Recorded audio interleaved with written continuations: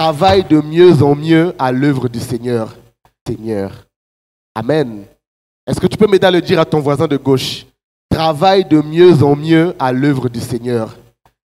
Si ton voisin de gauche n'est pas resté, trouve un voisin qui va te répondre avec le sourire en lui disant « Travaille de mieux en mieux à l'œuvre du Seigneur. » Amen.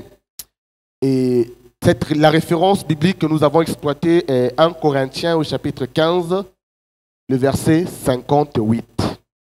Amen. Corinthiens, c'est dans l'Ancien Testament, je crois.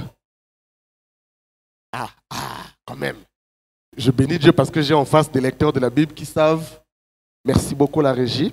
Alors, la version qui nous est affichée nous dit « Ainsi mes frères bien-aimés, soyez fermes, inébranlables, travaillant de mieux en mieux à l'œuvre du Seigneur, sachant que votre travail ne sera pas vain dans le Seigneur. » Amen. Il y a deux à trois versions que j'aime beaucoup, que je vais partager avec nous ce matin. Parole de vie nous dit « Mes frères et mes sœurs très aimés, soyez forts, soyez solides, travaillez toujours mieux au service du Seigneur. Vous le savez en servant vous ne travaillez pas pour rien. » Amen. Parole vivante nous dit, c'est pourquoi mes frères bien-aimés, restez fermes. Ne vous laissez pas ébranler. Marchez de progrès en progrès. Soyez toujours actifs. Travaillez sans relâche pour le Seigneur.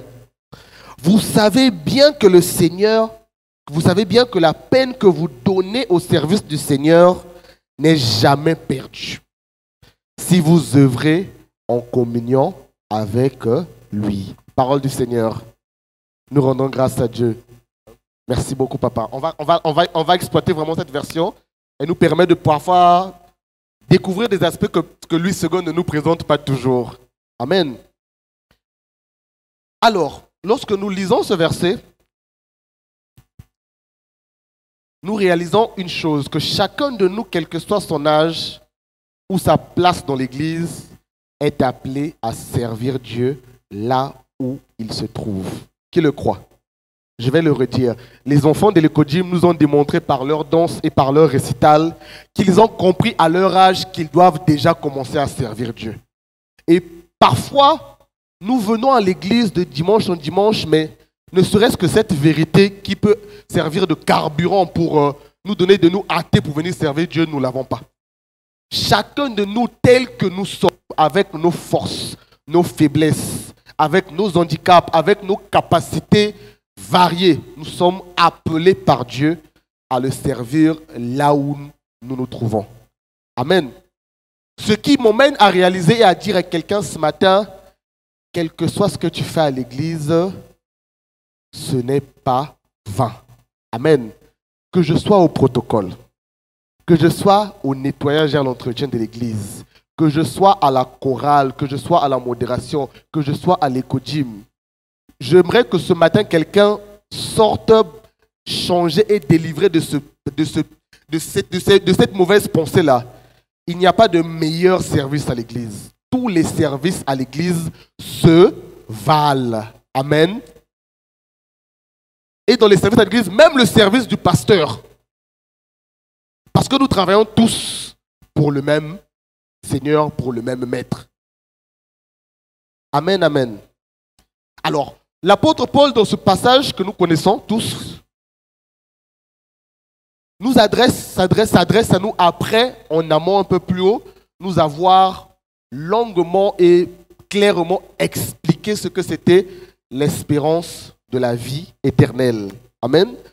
Je crois que c'est la vérité déjà que nous remontons dans 1 Corinthiens 15 depuis le début jusqu'à ce niveau. Il nous prêche clairement et longuement la mort, la résurrection de Christ et l'espérance de la vie éternelle que nous avons en Christ à cause de sa résurrection. Amen. Et à cause de cette espérance de la vie éternelle, il nous emmène aujourd'hui à intégrer que l'une des raisons qui m'emmène à travailler dans l'église, c'est parce que quelque part dans mon cœur, je sais qu'un jour je rejoindrai mon Seigneur dans l'éternité. Amen.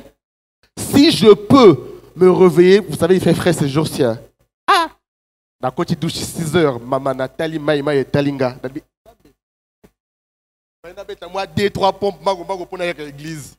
S'il n'y avait pas l'espérance du salut qui mettrait dans mon cœur que le zèle de ta maison me dévore et me rend capable de pouvoir oublier la fraîcheur, oublier même mes problèmes parce que je dois aller travailler pour l'œuvre de Dieu. Amen. Alors, le premier point sur lequel j'aimerais que nous puissions partager, avant que je n'avance, partager combien de temps? C'est toujours bien. Le Saint-Esprit est aussi discipliné. C'est toujours bien d'avoir... D'accord, merci. Je pense que Dieu nous aura fait du bien dans cette période. Le premier aspect que je partage avec nous ce matin, nous avons lu, c'est être solide dans la foi. Amen. Et je dis à quelqu'un que ça ne se négocie pas. Je n'ai vu nulle part dans aucune version qu'on a dit « S'il vous plaît, soyez solide dans la foi ». Est-ce que j'ai menti? La Bible a dit « Soyez solide ». Et pour ceux qui ont un peu étudié, nous savons que c'est l'impératif. Amen. Maintenant, pose la question à ton voisin. Est-ce que tu obéis à cet ordre au quotidien? Il ne va pas forcément te répondre, mais je pense que dans l'intimité de ton cœur, il est déjà en train de répondre à cette question. Être solide dans la foi. Mais pour en arriver à être solide dans la foi, il faut d'abord commencer la vie de foi. Parce que la solidité de la foi ne tombe pas du ciel. La solidité de la foi commence un jour par l'acceptation de Jésus comme Seigneur et Sauveur, qui évolue en l'éternité. Chaque jour, je marche avec Dieu, et parce que je marche avec Dieu au quotidien, à ce moment-là, je deviens solide dans la foi. Amen. Mais pourquoi nous pensons que nous sommes solides dans la foi comme par magie? C'est parce qu'en fait, nous n'avons pas compris un aspect important de la vie chrétienne que nous trouvons dans Romains 12. Nous serons en train de lire plus tard les versets 1 et 2 que j'aime beaucoup. Laissez Dieu vous transformer en vous donnant une intelligence nouvelle. J'ai envie de dire à quelqu'un que la solidité de la foi est propre à ceux qui ont laissé Dieu transformer leur système de pensée. Je vais le dire autrement. Si Dieu n'a pas changé ton système de mentalité de païen pour en faire le système de mentalité des enfants de Dieu, la solidité de la foi, tu ne la connaîtras pas et tu ne seras même pas en train de croître dans la solidité de la foi. Parce que quand nous parlons d'être solide, nous ne parlons pas fondamentalement de stagner, non. Mais nous parlons d'être à un niveau, mais avec Dieu, la solidité de la foi devient chaque jour de plus en plus grande. Amen. C'est ainsi que j'ai commencé à l'église. Quand je voyais un cafard, j'ai appelé le pasteur Zach Kamini pour dire « Papa, il y a un cafard dans ma maison ». Mais parce que je suis en train de marcher avec Dieu et que ma Bible me dit « Je vous ai donné le pouvoir de marcher sur les scorpions, les serpents et sur toute autorité ». Quand je vois le cafard, Nazuli Papa, Nabomi, je rends grâce, je dors. Est-ce que je parle à quelqu'un? La solidité de la foi vient avec l'évolution de ma connaissance de la personne de Dieu. Pour nos enfants de l'Eco-Gym, actuellement, ce sont encore des récitals. Vous allez faire répéter à un enfant, Dieu guérit. Mais le jour où il va vivre la guérison de Dieu, ce verset ne sera plus un verset qu'il cite, mais ce sera une parole qu'il déclare parce qu'il a expérimenté cela. La solidité de la foi est le résultat des expériences quotidiennes avec Dieu.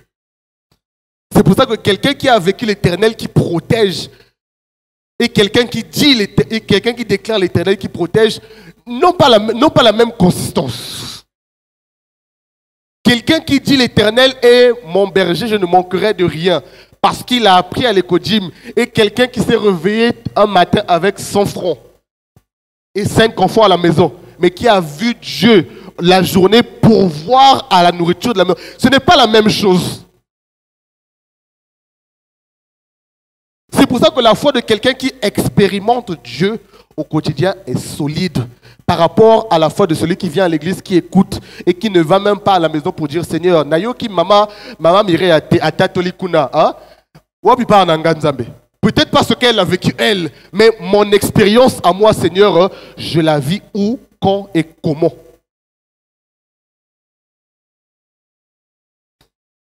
Et Dieu ne négocie pas avec ça.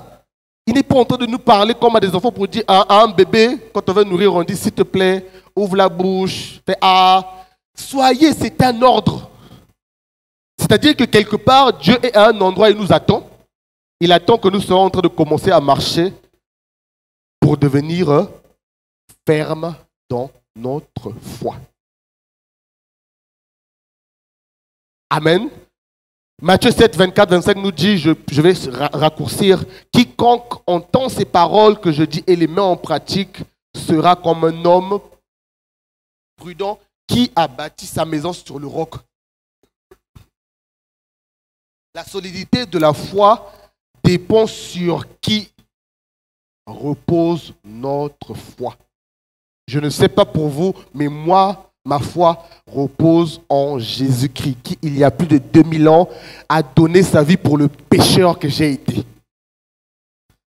Mais ce n'est pas un Jésus quelconque, c'est un Jésus qui a vécu sur terre avec tous les challenges d'un homme, mais qui est sorti victorieux. C'est un Jésus qui est mort, accusé à tort pour mes fautes, qui est ressuscité et qui est monté au ciel, là où il vit à côté de celui qui règne d'âge en âge. Amen. Alors que je serai en train de parler, commence déjà à poser certaines questions à ton cœur. Où en suis-je avec ma relation avec Dieu? Parce que la solidité de la foi est une question de relation avec Dieu. C'est une question d'intimité, j'aime le dire, croissante, grandissante, qui évolue tous les jours avec Dieu. Amen. Et le deuxième aspect sur lequel l'apôtre Paul est en train de parler, il dit « Persévère malgré les difficultés ». On va en parler. Amen. Qui, comme moi, il y a quelques années, pensait que la vie chrétienne était rose? Soyons honnêtes. Soyons honnêtes. Qui, comme moi, il y a quelques années, ou dans les débuts de sa foi, pensait que la vie chrétienne était rose, elle était facile? Que Dieu te bénisse pour ton honnêteté, Barbara. Parce que malheureusement, les personnes qui nous annoncent l'évangile de Dieu nous la présentent comme une vie facile.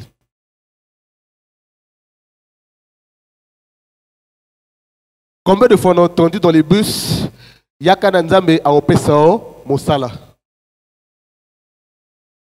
Yaka Nzambe a opesao Bana. Yaka Nzambe a opesao Bac. L'année là, mon frère, tu viens là, poteau. Témoignage vivant, j'ai fait 4 fois le bac. Et je n'étais pas le dernier de la classe. Je referme la parenthèse. Je serrais la tête et dans la queue. Première année, baya. C'est comme ça, Seigneur. Oh. Non, tu es jeune. Persévère. Deuxième année, poteau. Mais le frère qui va venir t'encourager te dira, tu seras la tête et dans la queue avec 2 KO en poche. La vie chrétienne dans toute sa beauté, mon frère, ma soeur, maman, papa, ce n'est pas un fleuve d'eau tranquille. Si quelqu'un veut te présenter la vie chrétienne comme étant les vacances à Hawaï, ne réponds pas. Passe sur ton chemin. Parce que si tu t'attaches à cette présentation de la parole de Dieu, à la première difficulté, tu seras en train de retourner là où tu étais. Combien de frères et de sœurs de nos églises sont repartis dans le monde à cause des difficultés? Combien de nos amis avec qui nous avons commencé les Kojim ont rétrogradé, ont même abandonné la foi? Parce que nous n'avons pas intégré notre responsabilité, c'est de présenter l'évangile dans son entièreté. Nous présentons la partie secrète de l'évangile. Dieu donne, Dieu fait, Dieu sauve, Dieu agit, Dieu garde, Dieu protège. Je ne dis pas que ce n'est pas vrai. Mais le rôle de Dieu ne se limite pas qu'à ça. Amen. Dieu attend aussi que nous fassions des choses pour lui. Amen. Dieu aime même, j'ai envie de le dire autrement, Dieu affectionne de nous voir, nous qui sommes ses enfants, faire des choses pour lui. C'est pour ça qu'il nous demande de travailler de mieux en mieux. Et parmi les nombreuses résistances que nous pouvons rencontrer quand nous servons Dieu, il y a la maladie. Si quelqu'un a des doutes, je peux lui donner un exemple biblique que nous connaissons très bien. Qui doute? L'apôtre Paul, dont la sueur suffisait à guérir des malades, a passé toute sa vie avec une douleur, si nous sommes de bons lecteurs de la Bible. Amen. L'ombre de l'apôtre Paul suffisait. Ça veut dire que quand tu passes là, l'ombre t'a effleuré. Fièvre et limoué. Oh, céphalée et kimi, myome, on en parle au passé. Mais lui-même, toute sa vie, a œuvré pour Dieu avec une douleur. Non pas qu'il servait un Dieu incapable de les guérir, je ne crois pas. Mais je pense que le but de Dieu était de rappeler à l'apôtre Paul combien c'est important de servir Dieu quand tout va bien, mais surtout quand tout va mal. Aide-moi à dire à ton voisin, apprends à servir Dieu, surtout quand tout va mal. C'est un challenge. Quand tout va bien, c'est facile. Maman, quand tu as la voiture, quand tu as le mari qui a une bonne au boulot, c'est facile de servir Dieu. Là, la louange, c'est naturel même.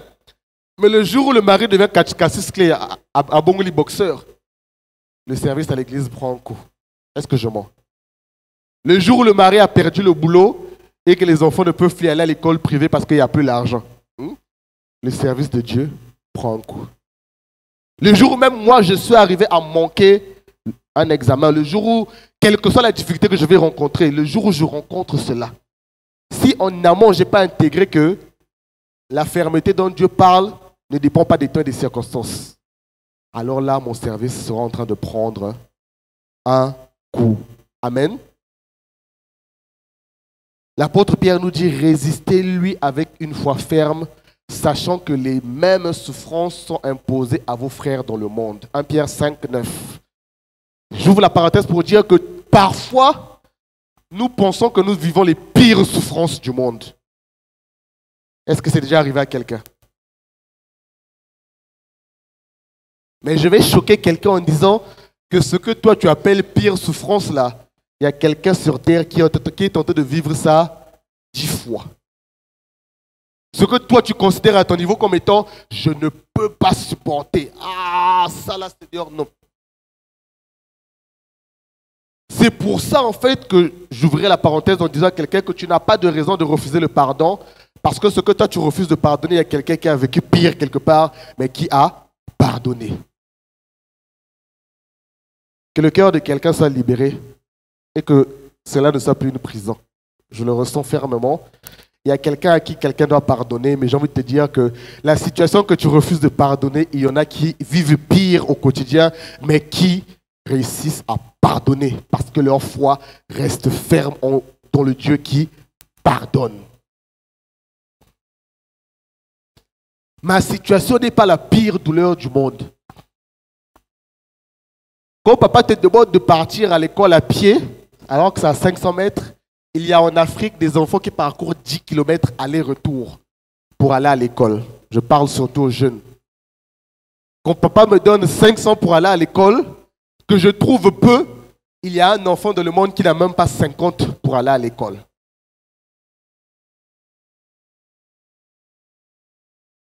C'est vrai que les niveaux de difficulté et de tolérance aux difficultés varient selon les individus. Mais j'ai envie d'emmener en fait quelqu'un à commencer à demander à Dieu de renouveler son appréhension des difficultés qu'il sera en train de rencontrer.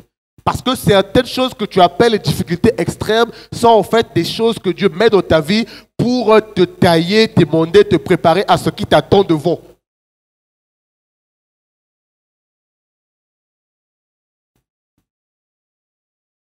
Parce que, puisque tu dois travailler de mieux en mieux, quelque part, il y a l'évolution. Si tu ne supportes pas les petites choses du début là, est-ce que tu es sûr de supporter les choses difficiles qui t'attendront devant?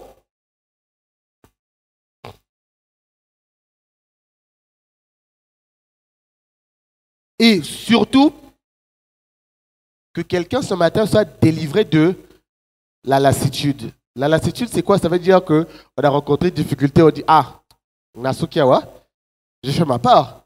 Dieu a vu, je m'arrête là.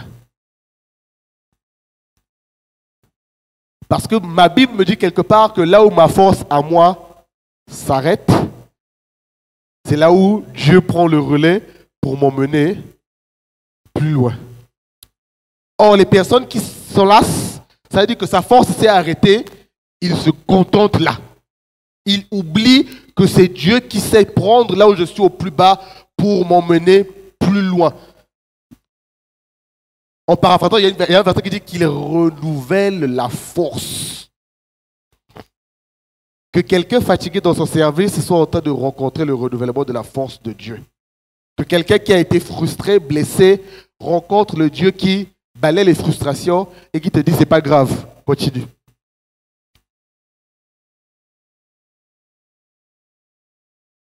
Et dans avancer de mieux en mieux, il y a deux aspects que j'aimerais partager avec nous ce matin. Le premier aspect, c'est l'avancer de mieux en mieux personnel.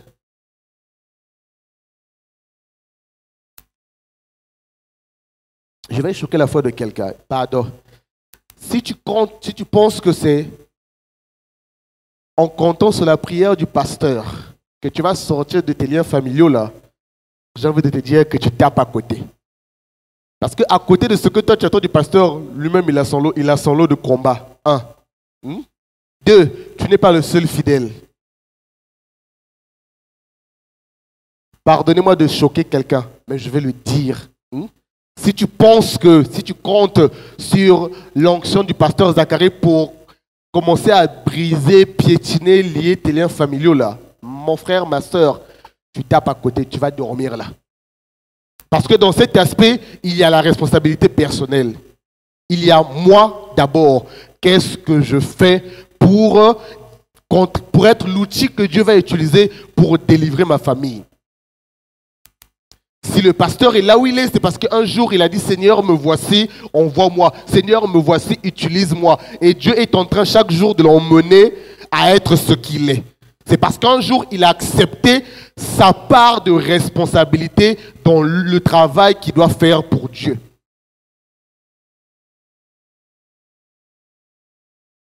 Frères, sœurs, où en sommes-nous dans notre implication à être outils dans l'œuvre de Dieu?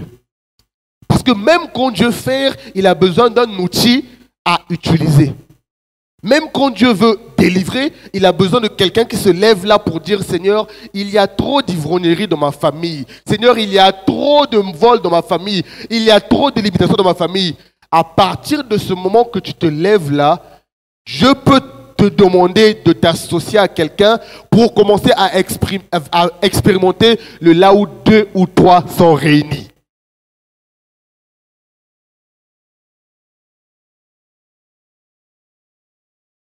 Gédéon a commencé à être l'outil de Dieu seul dans sa maison avec l'ange. Qui se souvient? C'était une rencontre personnelle, n'est-ce pas? C'est là qu'il a reçu les instructions de l'ange pour commencer à rétablir l'autel de l'Éternel. C'est seulement après qu'il s'est associé aux autres soldats et qui sont maintenant allés combattre Madian. Amen. Que ce matin, quelqu'un devienne le Gédéon de sa famille et qu'il soit en train d'aller rétablir l'autel de Dieu dans sa famille. Je vais le redire, que ce matin, quelqu'un décide et accepte d'être Gédéon pour sa famille afin qu'il fasse sa part en rétablissant l'autel. Et je crois que Dieu te mettra à côté des personnes avec qui vous allez travailler ensemble pour l'avancement de l'œuvre de notre Dieu. Et à côté de l'avancement personnel, qui est une question de décision, mais qui implique beaucoup de sacrifices.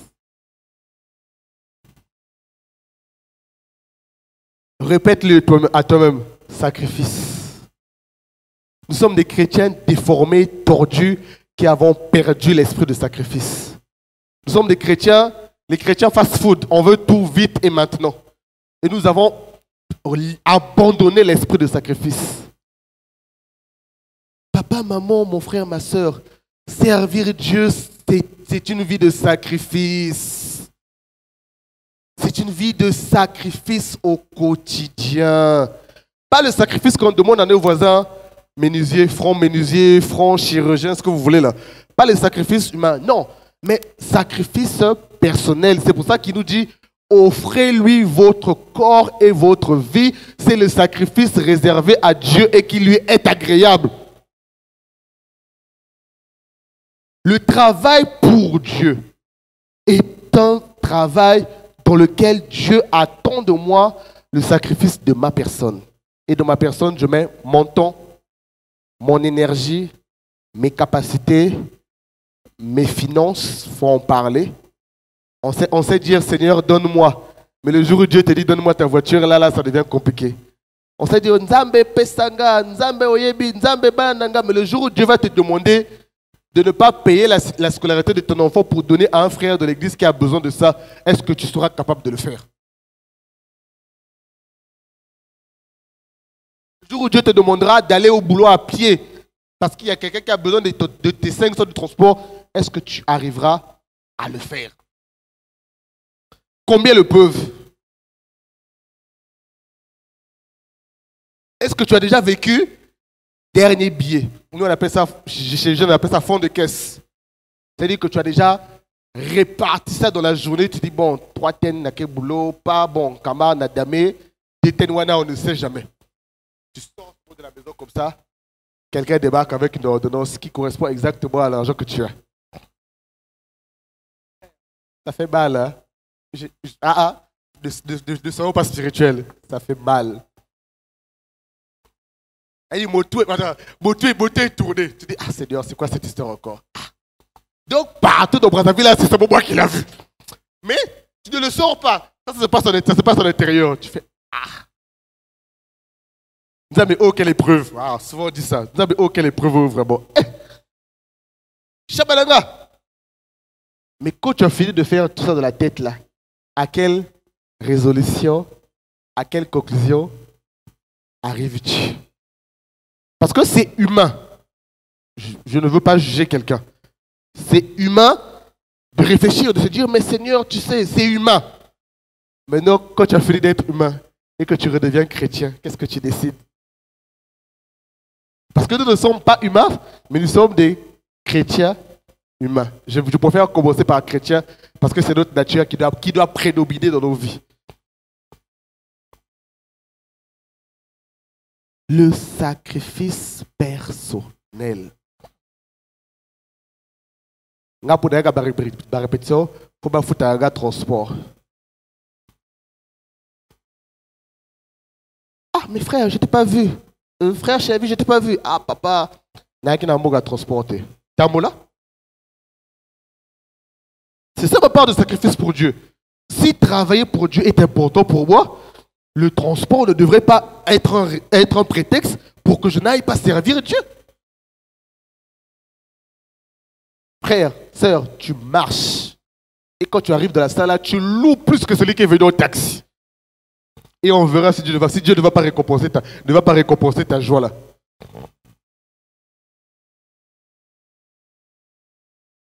Et le sacrifice personnel évolue ou a pour finition le sacrifice collectif.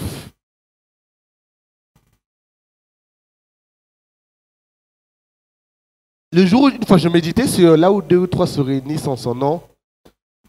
Et Dieu a commencé à me parler en me disant que les 2 ou 3 qui se réunissent en son nom, qui induisent la présence de Dieu là, ce sont des 2 ou 3 qui individuellement se sont préparés en amont.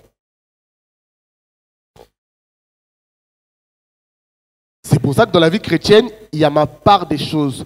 Quand je fais ma part des choses et que mon frère fait sa part des choses, lorsque nous nous retrouvons ensemble, nous sommes le 2 ou 3 de ceux qui ont fait leur part des choses et qui ensemble veulent maintenant demander à Dieu, bon, nous on a fait notre part.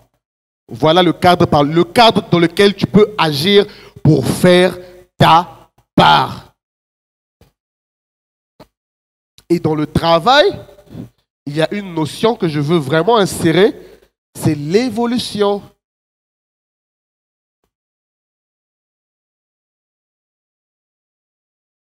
Ça fait 10 ans que tu es à l'église, frère. Toujours à la même place, tu chauffes le bon du pasteur Zach. Et que même faire l'effort de venir balayer la cour là, balayer l'église là. Ou bien ça fait 10 ans que tu es là. Depuis Oyakara, toi, c'est vrai que ça peut être un appel particulier de te contenter à un endroit. Mais après, moi je connais le Dieu qui a pris. Je vais prendre un exemple, c'est de Redbois. D'accord. Je vais connaître le Dieu qui a pris Josué comme étant serviteur de David, de Moïse, pardon. J'espère que j'ai encore. Ok. Je connais le Dieu qui a pris Josué, serviteur de Moïse, et qui plus tard a fait de Josué le successeur de Moïse pour conduire le peuple. Est-ce que je parle à quelqu'un? Josué a commencé sa vie comme étant serviteur de Moïse. Donc il servait Dieu en servant Moïse, oui. Mais je connais aussi le Dieu qui, après avoir utilisé le Josué qui le servait par Moïse, qui a pris Josué pour en faire le successeur de Moïse. Ce n'est pas mauvais d'avoir de l'ambition quand on sert Dieu. Pardon. La seule frontière entre l'ambition et la convoitise, c'est la motivation. Je le redis. La frontière entre l'ambition et la convoitise, c'est la motivation. Pourquoi je le dis? L'ambition devient convoitise quand ma motivation, c'est me faire plaisir moi-même. Quand mes motivations ne sont plus alignées à ce que Dieu attend de moi, à ce que Dieu veut que moi, en tant qu'enfant de Dieu, je sois en train de faire. Mais frère, tu dis, Seigneur, moi j'aimerais te servir comme le pasteur Zacharie. Et ça, ambition, c'est pas mauvais.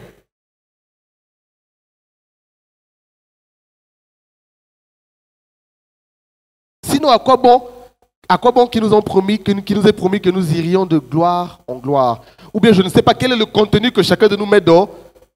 De gloire en gloire, tu m'emmènes. Quel est le contenu que tu mets à l'intérieur? Est-ce que c'est, je vais à l'école, j'ai le bac, je vais à l'université, je finis, j'ai le travail, après le travail, je me marie, après le mariage, j'ai les enfants. Est-ce que ta progression de gloire en gloire se limite à ça? Ou bien c'est, j'ai été à l'éco-gym, Dieu me fait grâce, moi-même je deviens moniteur à l'éco-gym pour encadrer ceux qui sont venus après moi. Après, on détecte un appel d'enseignant, de pasteur, selon que Dieu a donné, et tu sois en train d'évoluer jusqu'à atteindre la stature parfaite.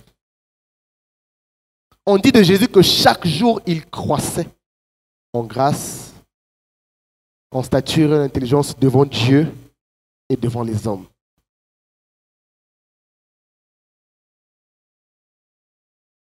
Je me pose la question, est-ce que je suis en train de croître? Est-ce que mon travail dans la maison de Dieu, est-ce que mon implication dans la maison de Dieu est en train de croître? Sinon, si ce n'est pas le cas, ça veut dire que tu as un problème. Il faut en parler.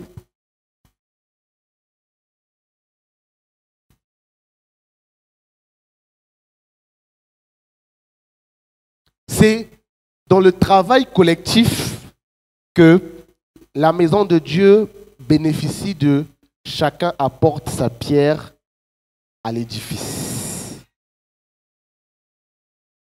Le sacrifice personnel, c'est j'apporte ma pierre à l'édifice. Mais le travail collectif, le sacrifice collectif, c'est ensemble, mes frères et moi, nous apportons nos pierres à l'édifice. Je ne suis pas seulement venu parler à un jeune, mais je suis venu parler à l'église de Dieu en disant, travaillons ensemble pour apporter notre pierre à l'édifice. Les mamans et les papas que vous voyez, ils n'ont pas encore fini, hein. Ils n'ont pas encore tout donné. Ils ont encore la pêche. C'est vrai que nous sommes où vous êtes l'avenir, mais l'avenir d'un jeune se prépare quand il sait marcher à la suite des mentors, des pères et des repères que Dieu a placés dans sa vie. Amen. Je peux le témoigner. Le pasteur Zach est pour moi un repère dans l'amour de Dieu et dans la croissance. Je me souviens, quand je l'ai connu à l'époque, papa était modérateur à Bon Berger. Je ne peux pas oublier ça. Il était modérateur. Modérateur sous un berger, pas très commode, mais un bel homme de Dieu, un berger sévère. C'est de là que Dieu l'a identifié, c'est de là que Dieu l'a oint et l'a mandaté, et c'est de là que Dieu l'a pris pour en faire un serviteur. Là-bas, il faisait sa part, mais quand Dieu l'a élevé avec les autres pasteurs de Bon Berger, ils apportent leur part dans la construction de l'église de Dieu, par leur service.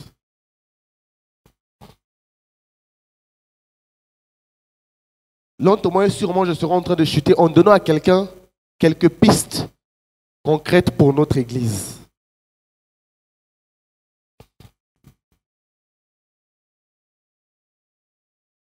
J'aimerais encourager quelqu'un ce matin à ajouter dans son lot de prières cette petite prière qui dit « Seigneur, aide-nous régulièrement, individuellement et en équipe à améliorer notre service pour toi. »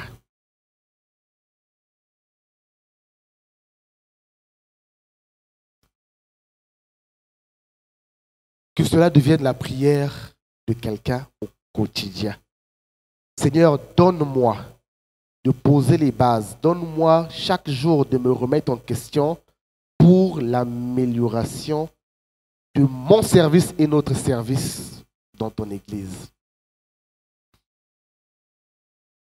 C'est parce que cette question a quitté nos cœurs que nous pouvons remarquer toutes ces forces, ces faiblesses dans nos paroisses.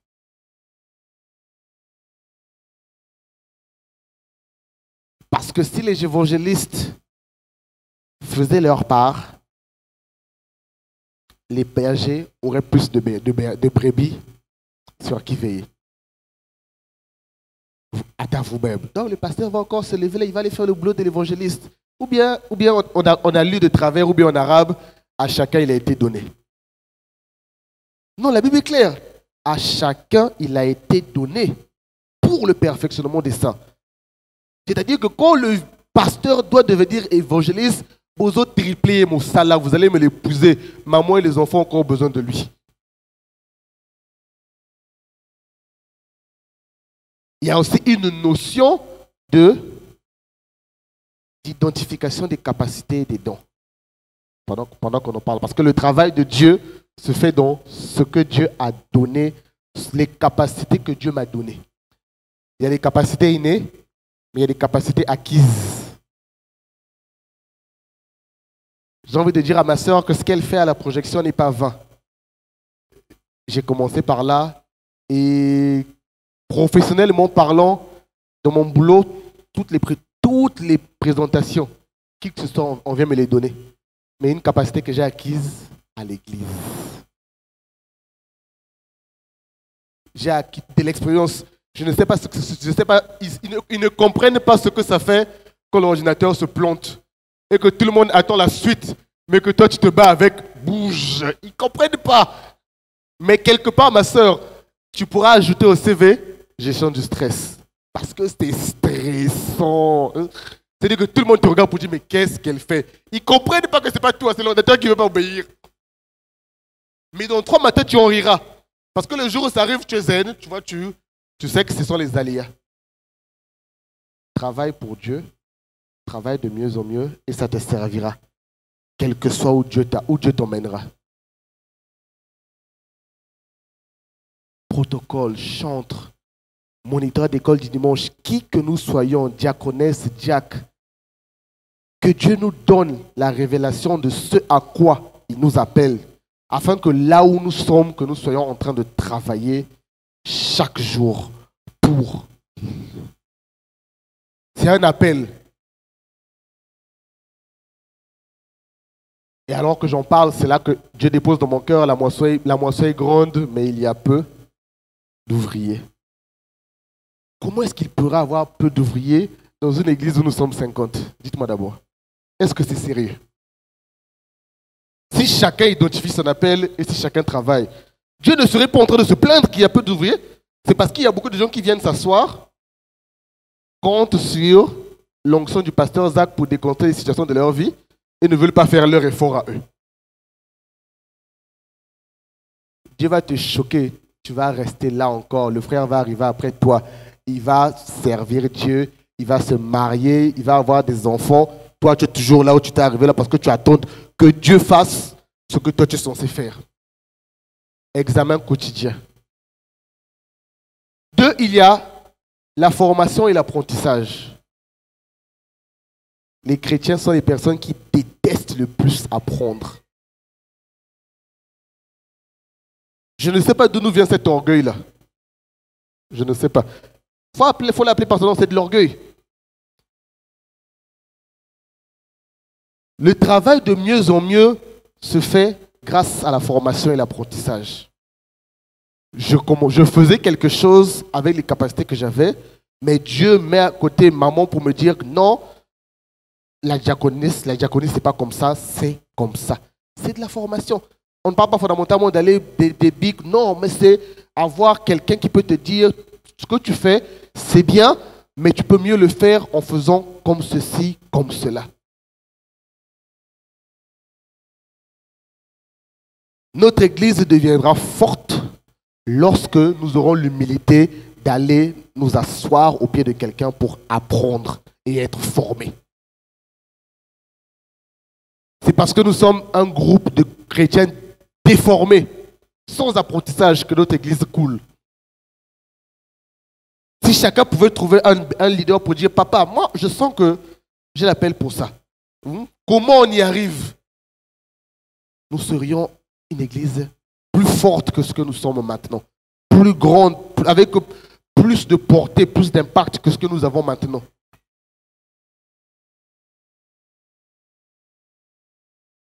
Et la formation même dans le collectif, parce qu'il y a la formation personnelle et il y a la formation collective. Exemple, si ce sont des jeunes sœurs qui sont au protocole, on peut les prendre, rencontrer quelqu'un qui en a fait une vie pour qu'ils comprennent les règles de bienséance du protocole.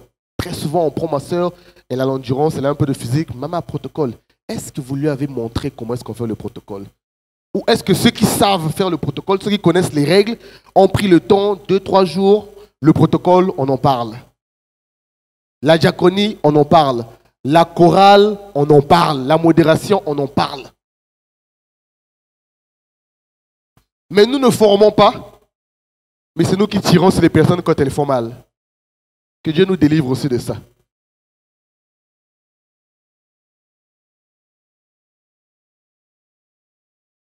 Une troisième chose, c'est l'encouragement mutuel. Le travailler ensemble exige l'encouragement mutuel. Nous n'avons pas la même force. Nous n'avons pas la même capacité. Nous n'avons pas la même endurance. Nous n'avons pas le même seuil de persévérance. Mais ma Bible me dit que les plus forts soutiennent les plus faibles.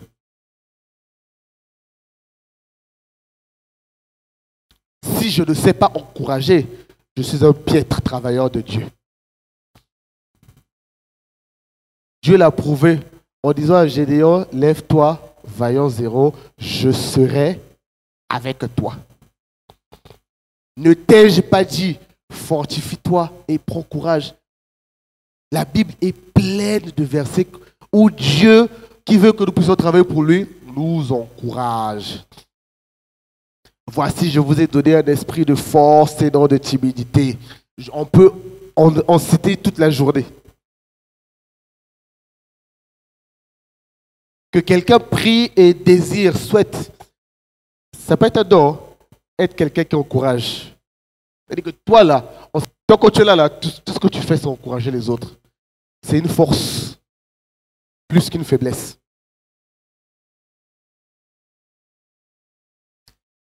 Il y a osé l'innovation dans le travail ensemble. On va peut-être en parler pendant 2-3 minutes. Pourquoi l'innover? Pourquoi l'innovation? Pourquoi innover? Pas pour se laisser porter par les us et coutumes de ce monde. Non. Mais pour adapter notre façon d'atteindre les autres en exploitant sainement les avancées technologiques. Avoir une chaîne YouTube, ce n'est pas un péché. Avoir un canal Telegram, ce n'est pas un péché. Ou TikTok, non. Le péché, c'est ce que tu en fais. Quelle guerre nous n'avons pas eu avec les aînés? Papa, tout ça, chaîne YouTube. Vous, ne vous laissez pas porter par les us de ce monde. Papa, il y a us de ce monde, papa, il y a un moyen de communication. L'église, avant, n'avait pas besoin de micro. Il n'avait peut-être pas les espaces que nous avions. Papa, on a réel bois 5 églises, moninga, ana, baf, 30. Yo, ça la kutna. Parce qu'au lieu de t'écouter, toi, ils seront en train d'écouter la prédication qui sort de chez les voisins, là où il y a le baf. Pour atteindre les objectifs de Dieu par rapport à la transmission d'un message, il faut innover tout en nous laissant conduire par Dieu. J'ai presque envie de dire même que nous avons faussé parce que normalement l'innovation devait venir des enfants de Dieu qui ont le Saint-Esprit qui est source de toutes choses. Oser innover dans le travail pour Dieu. Oser, pourquoi? Parce que c'est un terrain inconnu. Et parfois, avec les travers que nous voyons, t'es pasteur Wana, t'es scandale, c'est vrai. Mais oser, pourquoi? Parce que ce par quoi l'autre passe peut nous servir d'expérience afin de nous emmener à veiller, à ne pas nous-mêmes, à notre tour, tomber dans les mêmes travers. Je bénis Dieu, j'ai vu les enfants danser. Je souris parce que, avant que Dieu ne m'attrape, bien là, j'ai été chorégraphe dans un groupe de danse. Nabina Parlement, Nabina Enam, Nabina Sefrad. J'ai dansé à l'Omnisport avant, quand ce n'était pas l'église. Ils avaient qui Bandombolo, Cramp, Smurf, Banini. Et quand Dieu m'a attrapé, c'est devenu une capacité pour moi pour les événements. J'ai fait la chorégraphie de mon propre mariage. J'ai fait la chorégraphie du mariage de 2-3 frères. J'avais le don. Mais si l'église n'ose pas encourager les enfants qui veulent danser pour Dieu, parce que si vous n'osez pas à l'église, je vais aller danser dehors. Mais c'est vrai, parce que vous savez, quand quelqu'un a le don, quand quelqu'un aime autre chose, c'est difficile de l'arrêter. Autant amener ça à la maison, que ça serve Dieu. Autant voir David danser. C'est ma Bible qui me dit, David dansait. Il a tellement dansé qu'un jour sa femme a ri de lui parce qu'elle ne trouvait pas normal qu'un roi puisse danser comme ça. Vous et moi, fermons les yeux, imaginons c'est quel genre de danse.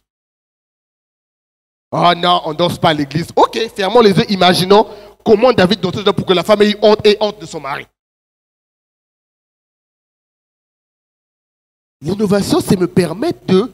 J'ai un appel pour le slam, j'ai un appel pour composer pour Dieu, j'ai un appel, écoutez, encadrez-moi, osez, donnez-moi le canal pour que cela serve pour Dieu. Parce que si vous ne le faites pas, le diable va attraper ça, il va faire mal avec ça.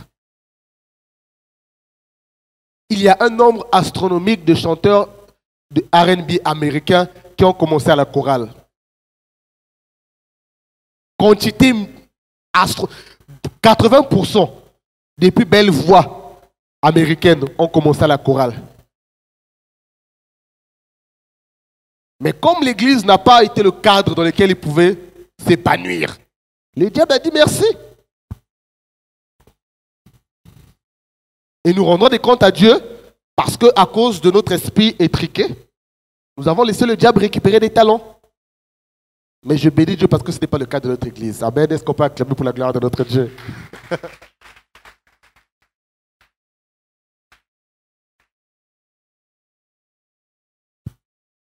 Un autre aspect, c'est tout mettre dans la prière.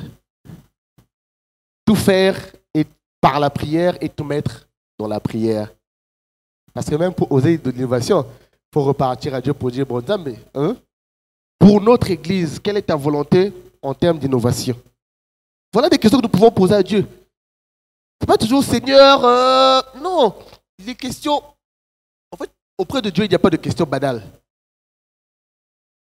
Seigneur, pour un meilleur impact en termes d'innovation, Seigneur, tu veux quoi? Au cas où, quand il va commencer à te parler, c'est Christina qui rentre. Pas passion.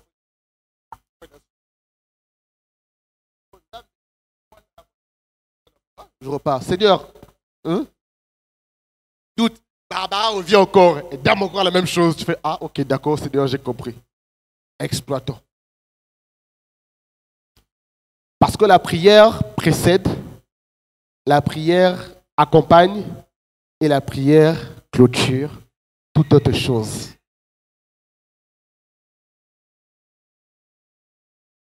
Et le dernier aspect, avant que j'invite peut-être papa pour la prière, notre travail pour Dieu porte du fruit.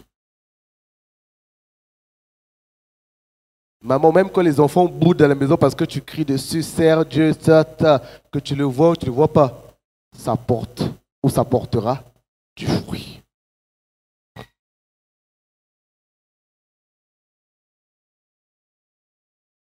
Et que Dieu nous emmène à ne pas fondamentalement désirer voir le fruit avec nos propres yeux. Pourquoi je le dis? Parce que la Bible dit, la nature ne vous enseigne-t-elle pas? Même les arbres fruitiers ont des vitesses de production différentes. C'est-à-dire que l'avocatier a sa durée, le mangue a sa durée. Mais nous voulons, j'ai planté la graine de mangue aujourd'hui, et demain, je vais déjà commencer à manger le fruit. Ok. Je ne dis pas que Dieu n'est pas capable de le faire. La verge sèche a fleuri. Gloire à Dieu. Mais il y a un principe dans le fruit que nous devons intégrer. Nous faisons notre part et c'est Dieu qui fait sa part pour le fruit.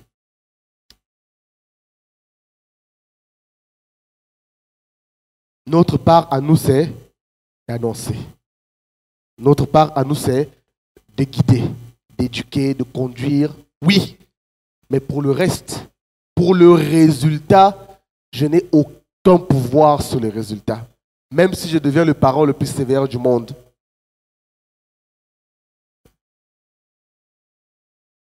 Notre fruit, notre arbre, notre travail porte du fruit. Et j'aimerais réconforter quelqu'un qui pense, qui parle.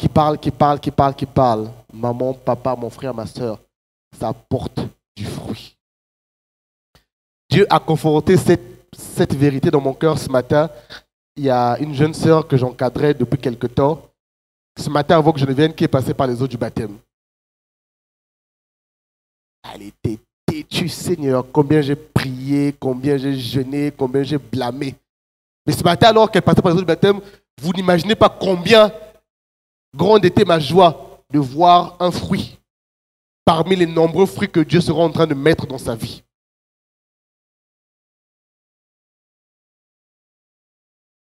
Et le travail pour Dieu peut porter un ou plusieurs fruits. Quelle que soit la quantité de fruits, n'oublions pas de rendre gloire à Dieu parce qu'il sait pourquoi est-ce qu'il a permis que ce soit cette quantité-là et pourquoi pas d'autres.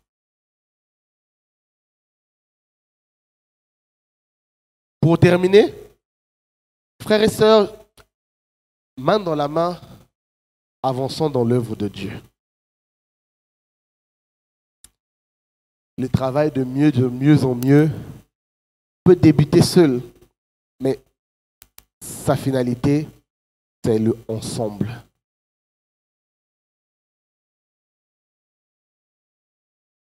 Nous voyons que Christ a commencé son ministère avec 12. Mais c'est ensemble que ces 12-là, plus tard, ont pu avoir l'impact dont nous bénéficions aujourd'hui. Nul n'est trop petit pour expérimenter le travail avec Dieu. Gédéon était un adolescent. David devant Goliath était un adolescent. Joseph était un adolescent. Timothée était un adolescent. Moins âgé que plusieurs parmi nous. Mais leur âge n'a pas été un frein pour expérimenter, vivre et persévérer dans le travail pour Dieu. Quand Timothée ce matin se réveille et expérimente pour lui, quand Joseph ce matin expérimente pour lui, quand Josué, après avoir été serviteur, qui est devenu conducteur, expérimente pour lui, l'expérience précieuse du travail de mieux en mieux pour Dieu, pour la gloire de celui-ci. Que Dieu vous bénisse.